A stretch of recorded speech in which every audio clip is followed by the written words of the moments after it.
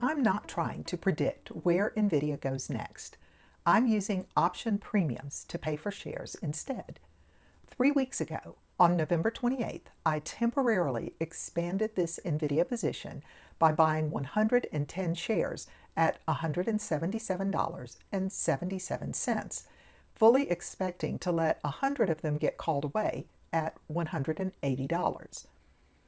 That plan is still intact, but with premiums this rich, I'm choosing income over assignment for now.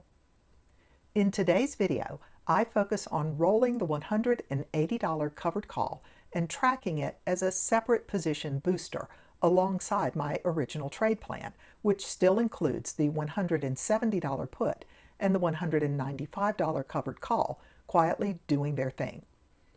My goal is simple: keep selling and rolling these calls for a few more weeks until option premium plus about $223 in capital gains has fully paid for 10 additional shares.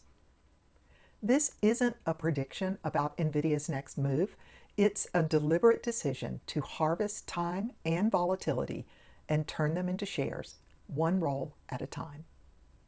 With NVIDIA trading at $180 a share, I have a cash secured put expiring out of the money, a covered call at $195 expiring out of the money, and a $180 call that could go either way at the end of the day. The $180 covered call is being covered with 100 shares that I bought on November 28th. At that time, the share price was $177.77, and I am very willing to let go of these shares at $180 and lock in about $225 in capital gains. But before I do that, I have been selling and rolling a $180 call each week as long as it generates good premium for me. The first covered call I sold was on November 28th, the day I bought the shares, and I received just under $300. I rolled it out a week on December 5th for another $289, and then I rolled it again on December 12th for $225. These are great premiums, and if I can get a similar premium for rolling it again today, I'm just going to do that, and I will keep rolling it as long as it's generating a couple of $100 a week. It seems like a really good deal, and eventually when I stop being able to generate good premium with it, I'll just let it be assigned and release 100 shares and lock in a little bit more profit.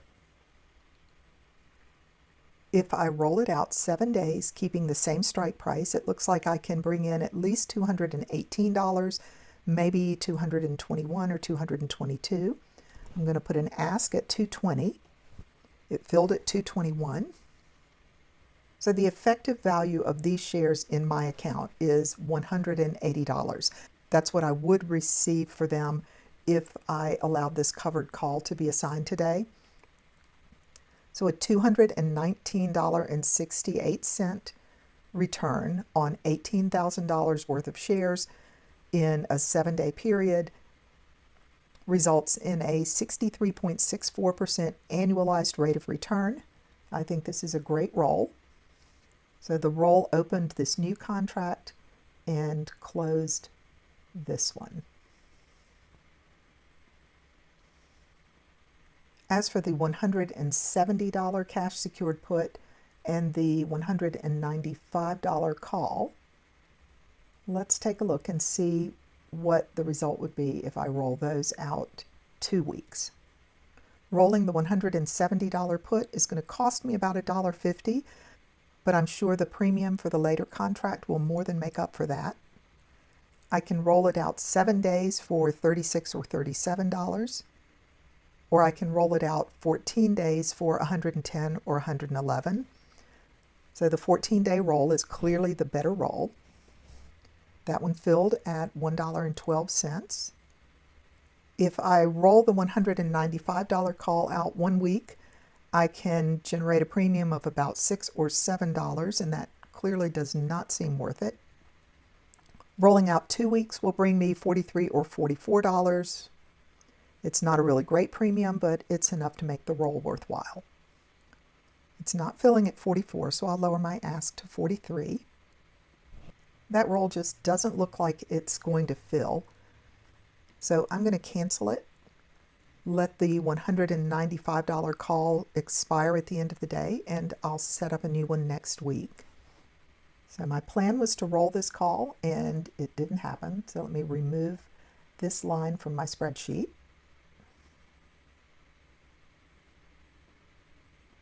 If I do a sum of all of my transactions to date, I am out of pocket $39,624.91. I divide that by 260 shares to see my average investment per share at this point is $152.40. I want to look at one more calculation here, and that is the total covered call premium that I have generated since I bought the 110 shares on November 28th. I paid $177.77 for each of the shares that I have been using to cover these calls. $283.34, $289.68. I'm not counting this covered call because that was part of the original trade sequence and plan with the shares that I bought when I set up this position originally. But on December 12th, I brought in another 225, and then today, 219. So the 4 covered calls that I have sold since I bought these shares have added up to $1,033.38. And that's gone a long way to offset the cost of the 10 shares that I plan to keep in the account. Once I let go of 100 shares at 180, I'll be left with 10 shares for which I've paid a little less than $1,800. It would be pretty satisfying to me to cover the cost of all 10 shares with options premium before I let go of 100 shares. When the shares are called away at 180, I will make $223 in capital gains. And if I add that to the $1,033 I've brought in with options premium, I will have covered a little more than $1,200 of the $1,777 that these 10 shares have cost me. So I'll keep plugging away with these covered calls for a few more weeks and see if I can bring the cost of these extra 10 shares down to zero. So I am in really good shape and can accept assignment to sell 100 shares at 180 anytime, and that will further improve my position.